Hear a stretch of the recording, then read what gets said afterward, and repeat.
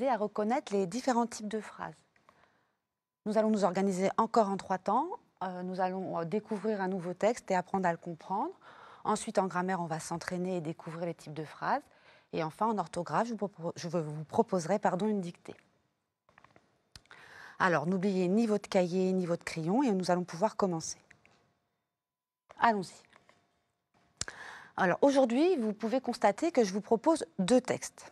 Je vous propose 2 textes pour que vous appreniez à les comprendre en les comparant. Alors, ils sont tous les 2 extraits de Fantastique Maître Renard de Roald Dahl. Je ne sais pas si vous vous souvenez de Roald Dahl. On a déjà étudié un extrait d'un de ses romans.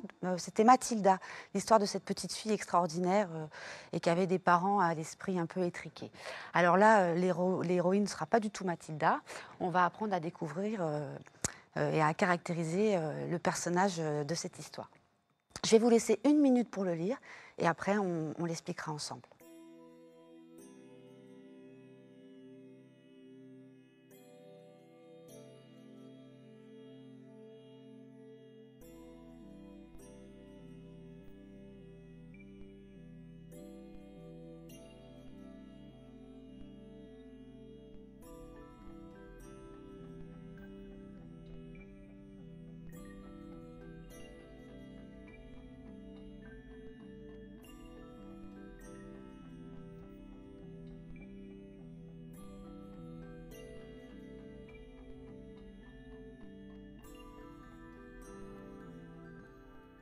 Je vais donc vous proposer la lecture de ce texte et puis après nous l'expliquerons ensemble.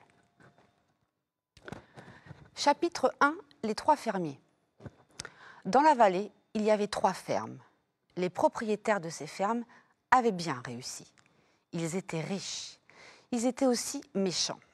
Mais tous 3 n'étaient ni plus méchants ni plus mesquins que d'autres. Ils s'appelaient Boggis, Buns et Bin. Donc ça, c'est le premier chapitre. Chapitre 2, Maître Renard. Au-dessus de la vallée, sur une colline, il y avait un bois.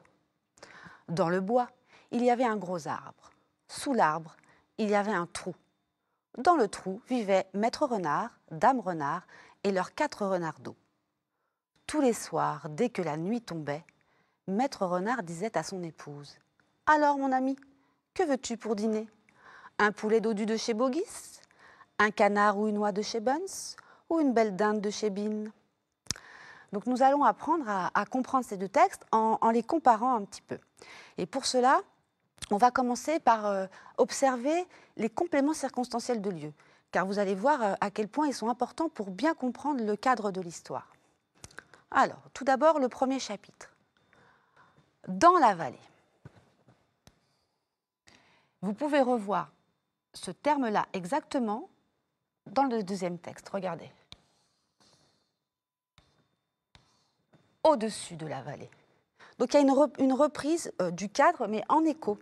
De la même façon, quand vous regardez le second texte, sur une colline, il y avait un bois. Donc sur une colline, nouveau complément circonstanciel de lieu, il y avait un bois. Dans le bois, il y avait un gros arbre. De la même façon, sous l'arbre, il y avait un trou.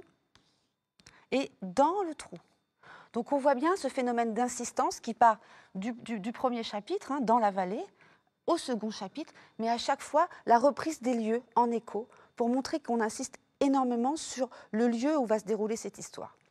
Alors on a l'impression du coup que l'auteur nous place, nous lecteurs, comme si on était des observateurs ou même des photographes, qu'on part d'un plan très général pour arriver vers un zoom, vers un gros plan. Alors pourquoi fait-il ça ? Est-ce qu'il veut créer une espèce de suspense ? Est-ce qu'il veut déjà nous montrer qu'il va y avoir une opposition entre 2 territoires, une espèce de guerre de tranchées ? Ça, il va falloir qu'on continue à s'interroger et continuer la lecture pour le découvrir.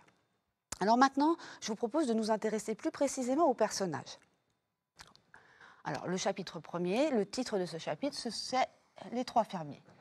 Alors ces 3 fermiers, si on lit bien le texte, les propriétaires de ces fermes, ce sont des propriétaires. Donc, ils ne travaillent pas que dans la ferme, ils sont vraiment propriétaires. Les maisons, les territoires leur appartiennent. Alors, comment on les caractérise ? Donc, on a vu que les adjectifs qualificatifs allaient nous aider à comprendre comment les caractériser. Et alors, regardez bien. Ils étaient riches, Ils étaient aussi méchants, mais tous trois n'étaient ni plus méchants ni plus mesquins. Donc on voit bien que l'auteur n'a pas un avis très sympathique à leur égard. Il les décrit comme des personnages pas très aimables d'une part, et à l'esprit un petit peu aussi étriqué. Vraiment, du coup, il y a un problème qui commence à se créer. S'il n'éprouve pas de sympathie pour ces personnages, on commence à s'interroger sur quel va être le problème dans cette histoire. Ensuite, si on continue, regardez comment il les a appelés, comment il les nomme. Chaque personnage porte un prénom qui commence par la même lettre. Donc on a l'impression qu'il les lie encore plus, qu'il en fait un tout, comme si c'était un peu des frères d'armes, des malfaiteurs, d'un gang. En tous les cas, on voit bien qu'ils forment une espèce de corps ensemble, un collectif. Alors maintenant, dans le second chapitre, allons découvrir les autres personnages. Donc après la description des lieux, donc déjà on voit bien tout de même avant le titre de ce chapitre, c'est Maître Renard. Donc on va avant tout découvrir quel est ce personnage et sa famille. Mais ensuite, après la description des lieux, apparaissent le nom des personnages. Les noms des personnages. Donc Maître Renard, Dame Renard et leurs 4 renardeaux. Donc on voit bien la famille dans ce trou. On a zoomé, on voit bien, on les découvre. Alors, comment sont-ils nommés? Si on regarde d'abord le personnage féminin, Dame Renard. Alors, c'est un terme un petit peu désuet qui était beaucoup utilisé au Moyen-Âge notamment. Vous savez, il qualifie une femme de la haute société, de la noblesse, et puis ça a un caractère un peu élégant, précieux. C'est confirmé d'ailleurs, si vous regardez, Maître Renard disait à son épouse, c'est confirmé. Il ne dit pas à sa femme, mais à son épouse. Et de la même manière, quand il s'adresse à elle, il lui dit « mon ami ». Donc on voit bien que Maître Renard, et y compris l'auteur, considère ce personnage féminin d'une certaine façon, on a des égards pour elle. Alors ensuite, Maître Renard. Est-ce que le mot maître ne vous fait pas penser à quelque chose, à un texte que je vous ai proposé il y a quelque temps? Oui, vous vous rappelez Le Corbeau et le Renard, la fable de La Fontaine. Donc, le personnage du renard était déjà appelé Maître Renard. Donc, de la même façon, le mot maître lui confère un certain statut, on le considère également comme quelqu'un d'un peu particulier, mais par ailleurs, dans la fable, quelle personnalité il avait dans la fable?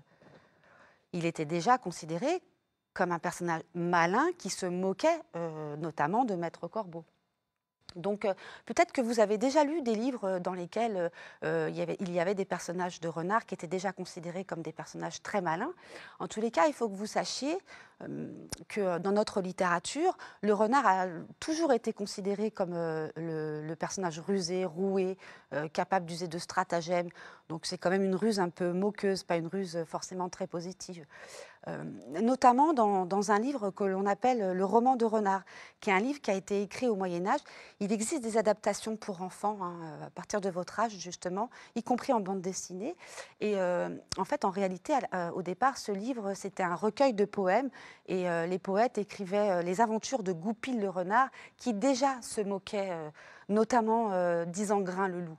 Donc, la question que l'on peut se poser, c'est est-ce que Roald Dahl a décidé de nous présenter de nouveau le personnage du renard comme quelqu'un de rusé, roué, ou est-il un personnage très positif qui va juste s'opposer aux 3 fermiers? Alors, on a un début de réponse tout de même. Regardez la fin, quand il s'adresse à sa femme. « Alors, mon ami, que veux-tu pour dîner? Un poulet dodu de chez Bogis? Un canard ou une oie de chez Buns? Ou une belle dinde de chez Bean ?» Que décide-t-il? Que propose-t-il à sa femme? Il y a une espèce de décalage entre cette élégance et ce qu'il lui propose. Ah oui, il lui propose d'aller chez les fermiers voler de la nourriture. Donc alors qu'en plus, ces fermiers sont considérés comme des gens peu généreux. Donc on voit bien là qu'à un moment donné, il va se créer un problème et que notre personnage n'est pas qu'un personnage très positif. Il va sûrement user de ruse. Donc qu'avons-nous appris aujourd'hui? Les procédés d'écriture peuvent aider le lecteur à mieux comprendre le texte. Par exemple, aujourd'hui, l'auteur a utilisé les compléments circonstanciels de lieu en début de phrase pour créer une attente chez nous, lecteurs. Nous avons vu que certains personnages pouvaient être considérés comme des symboles d'un trait de caractère. Je vous ai parlé notamment donc, de Goupil, du renard. Le renard est donc le symbole de la ruse dans notre littérature. Et puis plus précisément, dans notre histoire, Fantastique Maître Renard, le renard rusé et peut-être un peu provocateur s'apprête à aller voler de la nourriture chez les 3 méchants fermiers. On a l'impression un peu qu'ils commencent à se moquer d'eux. Donc je vous propose maintenant de passer à la grammaire. Donc aujourd'hui, on va aborder une nouvelle notion, les types de phrases. Donc peut-être que vous avez déjà travaillé cette notion en CE1 ou même cette année en CE2. Donc nous allons apprendre à la caractériser, à bien la préciser. Donc, comme vous pouvez le constater, je vous propose un tableau dans lequel il va falloir ranger ces phrases. Donc dans la première colonne, il va falloir caractériser les phrases. Il va falloir ranger les phrases qui donnent des informations, qui nous informent. Dans la seconde colonne, il va falloir ranger les phrases qui posent naturellement des questions. Et enfin, dans la troisième colonne, il va falloir ranger les phrases qui, elles, donnent soit un conseil, soit un ordre. Donc, nous allons faire cet exercice ensemble. Commençons par la première phrase. 3 fermiers vivaient dans la vallée. Alors, d'après vous, où allons-nous ranger cette phrase? Eh bien oui, c'est une phrase qui nous donne une information, qui donne une information au lecteur, qui présente le contexte. Ensuite, comment se nourrissent-ils? Que peut-on voir à la fin de la phrase? Oui, on voit un point d'interrogation. Donc, naturellement, on se dit que c'est une phrase qui pose une question. Ensuite, ne vole pas de poule. Donc là, on peut considérer que c'est un ordre, ou alors ne vole pas de poule, peut-être un conseil. En tous les cas, on va la ranger dans cette colonne-là. Alors on voit qu'elle se termine par un point d'exclamation, mais il ne faut pas considérer que systématiquement ces phrases se terminent par un point d'exclamation. La famille Renard habite dans un terrier. Alors d'après vous? Ben oui, c'est une phrase aussi qui donne une information. Ensuite, sauvez-vous vite. Eh oui. Et vous voyez d'ailleurs dans ces 2 phrases que le verbe apparaît immédiatement, que c'est l'action centrale. C'est très important dans ces phrases qui donnent des conseils ou des ordres. Et enfin, la dernière phrase pose une question. On voit la formule « est-ce que ?» et par ailleurs, elle se termine par un point d'interrogation. Alors, est-ce que vous savez comment se nomment ces types de phrases? Eh bien oui, les phrases qui donnent des informations sont appelées des phrases déclaratives. Les phrases qui posent des questions, des phrases interrogatives. Et enfin, les phrases qui donnent des conseils ou des ordres, des phrases impératives. Je vous propose de continuer le travail. Alors cette fois-ci, vous allez devoir transformer des phrases qui sont des phrases déclaratives. Vous allez devoir les transformer en phrases interrogatives. Alors je vous propose de faire le premier exemple ensemble. Elles vivent à Londres. Alors, vous avez vu, j'ai mis la formule « est-ce que ?» Donc, comment nous pourrions transformer directement cette phrase en phrase interrogative? Ben oui, est-ce qu'elles vivent à Londres?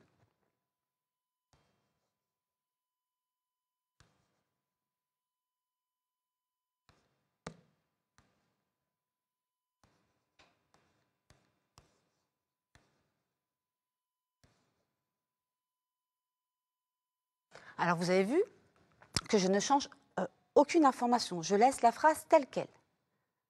Je n'enlève aucun mot. Est-ce qu'elles vivent à Londres? Ensuite, qu'ai-je fait? Vous voyez, ça c'est le verbe. Donc j'ai fait une inversion verbe-sujet. Donc on va dire vivent-elles à Londres? On ne change aucun mot non plus. On modifie la place, mais on n'en enlève pas. Vivent-elles à Londres? Vous voyez, on a transformé cette phrase déclarative, qui est une affirmation, en phrase interrogative. Alors je vous propose de vous laisser quelques instants pour effectuer ces transformations à l'oral. Vous ferez juste un petit peu attention à cette phrase-là.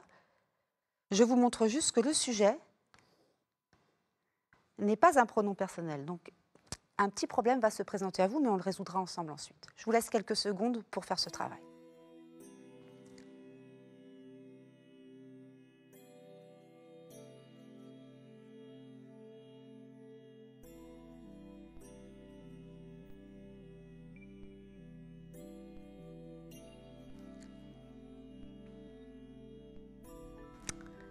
Allons-y. Alors, comment avez-vous procédé? Vous lisez des textes difficiles.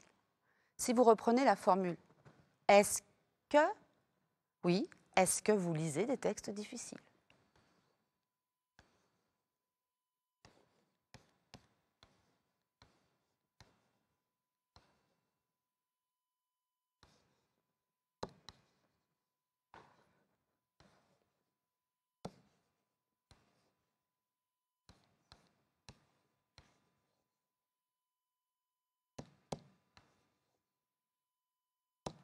Ensuite, en haut, nous avions inversé le sujet et le verbe.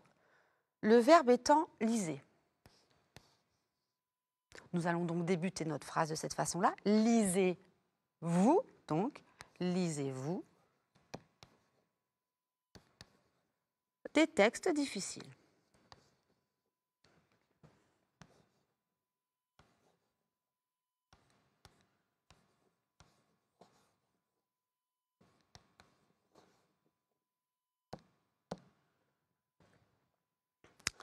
Alors maintenant, on va regarder la troisième phrase. La fée transforme cette citrouille en carrosse. Donc pour la première partie, il n'y a pas de difficulté particulière. On va reprendre la formule interrogative. Est-ce que la fée transforme cette citrouille en carrosse?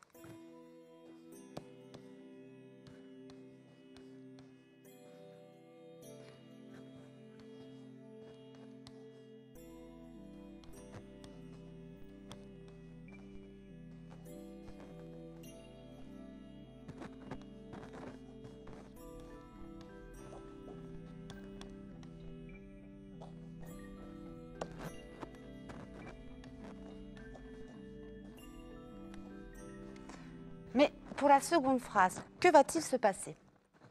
Dans la mesure où la fée n'est pas un sujet qui est un pronom personnel. On va donc garder ce sujet à la première position. Donc, la fée transforme-t-elle cette citrouille en carrosse? Donc, on a bien une reprise du pronom. Je vais l'écrire et on va l'analyser ensemble.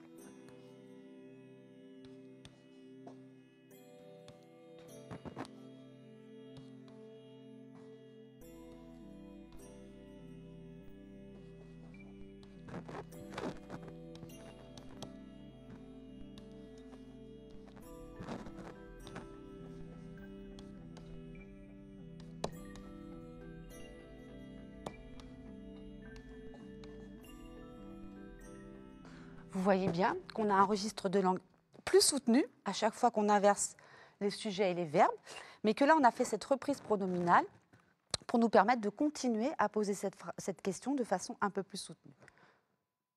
Mais vous voyez bien que là, on est dans juste la transformation d'une phrase déclarative en phrase interrogative. Ce n'est pas une invention de question.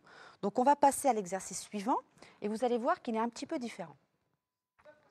Donc, pour cet exercice, vous avez vu, en haut, j'ai mis des mots qu'on appelle des mots interrogatifs. Quand, où, comment, qui. Ensuite, pour chacune des phrases, vous avez vu 4 phrases sous forme d'étiquette, j'ai mis les réponses en dessous. Par exemple, le garçon est timide est la réponse à la question. Donc, il va falloir poser une question, donc trouver le mot interrogatif qui va nous permettre de répondre par cette phrase-là. Donc, pour pouvoir répondre par cette phrase-là, si on commence par cet exercice, le garçon est timide, quel mot interrogatif allons-nous chercher pour poser la question, d'après vous? Oui, nous allons chercher et écrire qui. Qui est timide? Le garçon est timide. On peut continuer. Donc la réponse, cette fois-ci, c'est les 3 fermiers vivaient sur la colline. Vous vous rappelez, on a dit, pour vous aider quand même, que c'était un complément circonstanciel de lieu. Quel va donc être le mot interrogatif qui va nous permettre de répondre par cette phrase-là? Donc on peut barrer qui déjà? Ben oui. On va donc se demander où vivaient les 3 fermiers. Les 3 fermiers vivaient sur la colline. On continue. Là, la phrase de réponse est « Cet enfant observe attentivement le loup ». Il l'observe d'une certaine façon. Donc, Quel est le mot interrogatif que nous allons choisir? Tout à fait. Comment? Comment cet enfant observe-t-il le loup? D'ailleurs, vous voyez la reprise pronominale aussi là? Donc on peut barrer comment? Et enfin, nous partons à 9 h. Oui. Quand partons-nous? Nous partons à 9 h.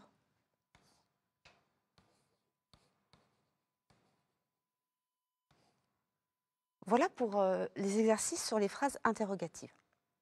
Qu'avons-nous appris aujourd'hui? Il existe plusieurs types de phrases. Les phrases déclaratives qui donnent des informations. Elles se terminent le plus souvent par un point. Exemple, nous allons accueillir un nouveau camarade. Les phrases interrogatives qui posent des questions et se terminent par un point d'interrogation. Exemple, peux-tu aller chercher ta sœur à la gare? Et enfin, les phrases impératives qui donnent un ordre ou un conseil et peuvent se terminer par un point d'exclamation. Reste avec moi, s'il te plaît. Au sujet des phrases interrogatives, plus précisément, il existe plusieurs façons de poser des questions. Les phrases interrogatives peuvent commencer par des mots qui introduisent des questions et permettent de demander des informations précises. Qui permet de demander des informations sur la personne, le personnage. Exemple, qui est le héros de l'histoire? Le héros de l'histoire est Maître Renard. Où permet de demander des informations sur le lieu. Quand permet de demander des informations sur le moment. Et comment permet de demander des informations sur la manière d'agir. On peut commencer une question par la formule « est-ce que ?» et bien sûr, on peut aussi poser une question en inversant le sujet et le verbe. Je vous propose de passer à l'orthographe et plus précisément à l'analyse grammaticale de ce texte. Alors, vous voyez qu'il est composé de combien de phrases? Oui, de 4 phrases. On peut les voir grâce au point. Est-ce que vous pouvez reconnaître le type des phrases ici? Ben oui, il y a 3 phrases interrogatives, puisqu'elles se terminent toutes les 3 par un point d'interrogation et qu'elles posent une question. Et enfin, la dernière, c'est une phrase impérative. Alors, pour information, je pense qu'on pourrait trouver ce genre de texte, vous vous rappelez, sur une 4e de couverture. Et notamment grâce à cette dernière phrase qui nous permet, en fait, on s'adresse à nous lecteurs, on nous donne un conseil. Alors, si on analyse plus précisément sur le plan grammatical, donc, je vous propose de regarder 2 phrases en particulier. Maître Renard et les 3 méchants fermiers vont-ils s'affronter? Vous avez pu remarquer que j'ai écrit en rouge le verbe. Ici, c'est le verbe aller. Le verbe aller, il est conjugué à la 3e personne du pluriel. Je remets des abréviations, comme je fais maintenant. Et puis, il est conjugué au présent. Alors, d'après vous, où est le sujet? Ben oui, vous avez bien vu que je l'ai écrit en bleu. Et le sujet, ce sont ces 2 groupes nominaux. Donc, il y a Maître Renard, le nom propre, et les 3 méchants fermiers. Donc, c'est le groupe nominal composé du nom, des adjectifs qualificatifs, l'article, et là, on appelle ça un adjectif numéral. Attention, Maître Renard est au singulier. En revanche, le 2e groupe nominal prend la marque du pluriel. Je vous dis de faire attention car je vais vous dicter la phrase après. On voit ensuite cette reprise pronominale, comme on l'a vu tout à l'heure. Ça reprend notre sujet. Et enfin, vont-ils s'affronter? Il y a ce verbe à l'infinitif du premier groupe. Attention, il y a 2 F à s'affronter. Regardez bien cette phrase. Analysons la seconde. Les ruses du héros suffiront-elles à sauver sa famille? Alors oui, le verbe, c'est bien suffiront. Alors d'après vous, quel est ce verbe et à quel temps est-il conjugué? Oui, c'est le verbe suffire et il est conjugué au futur. Vous vous rappelez du futur? Regardez la terminaison ONT. Ça veut dire qu'il est à la 3e personne du pluriel. Alors, quel est le sujet? Oui, ce sont les ruses du héros. Alors, vous avez vu, la reprise pronominale, le pronom, c'est bien elle, troisième personne du pluriel. Pourquoi, d'après vous? Oui, le noyau du sujet, ce sont les ruses. Et les ruses, c'est bien du féminin pluriel. On dit bien une ruse au féminin, et là, elles sont au pluriel. Faites très attention, car je vais vous dicter aussi cette seconde phrase. Ensuite, attention au verbe encore à l'infinitif. Et ici, le mot « à » n'est pas le verbe « avoir », hein, c'est la préposition, donc il y a l'accent. Et enfin, vous devez avoir appris à écrire famille, le nom commun. Vous avez bien retenu? Je vous propose maintenant la dictée des deux phrases. Vous êtes prêts? Vous avez votre crayon? Alors, je commence. Maître renard, maître renard.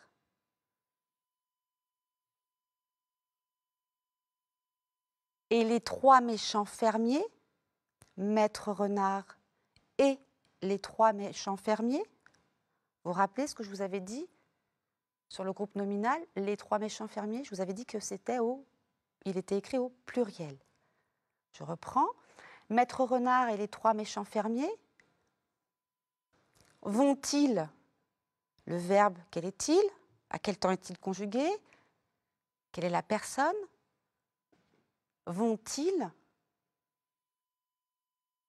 Donc le pronom personnel « il » reprend le sujet au pluriel. Vont-ils s'affronter?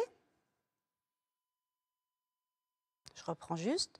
Maître renard et les trois méchants fermiers vont-ils s'affronter? Point d'interrogation, puisque c'est une question. Ça va, je peux continuer? Alors, je prends la deuxième phrase. Attention, le sujet. Les ruses du héros. Les ruses du héros.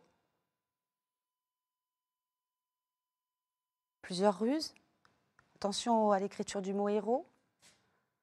Les ruses du héros suffiront-elles? Suffiront-elles? Le pronom personnel « elle » reprend les ruses. Les ruses du héros suffiront-elles à sauver sa famille? À sauver sa famille? Alors, je vous propose, n'oubliez pas le point d'interrogation, je vous propose de prendre la correction. Première phrase. Maître renard nom propre.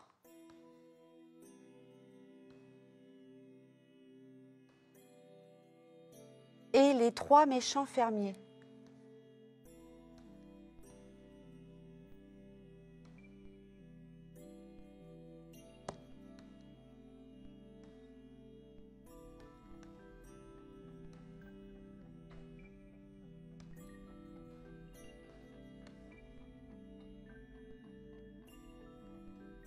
Pluriel. Vont-ils s'affronter?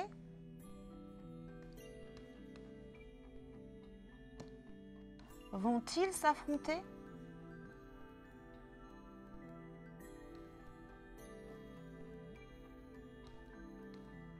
N'oubliez pas que c'est une question. Attention au groupe nominal pluriel. Deuxième phrase. Les ruses du héros. Les ruses, pluriel, du héros. Attention à l'orthographe de ce nom commun, qui prend toujours un S. Suffiront-elles? Suffiront-elles? Alors, attendez. À sauver sa famille? À, je vous avais dit préposition, hein. Sauver sa famille?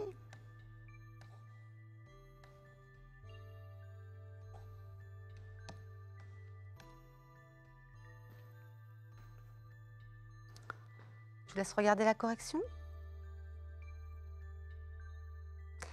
Pour finir, je vous encourage à lire ou à relire le roman de Roald Dahl, Fantastique Maître Renard. Pour information, Wes Anderson, qui est un réalisateur très connu, a réalisé un film d'animation intitulé Fantastic Mr. Fox en 2009. Et par ailleurs, vous pouvez aller voir de plus près les aventures de Goupil dans le roman de Renard, parce qu'il y a des versions qui sont adaptées aux enfants. Je vous félicite et puis je vous dis à très bientôt.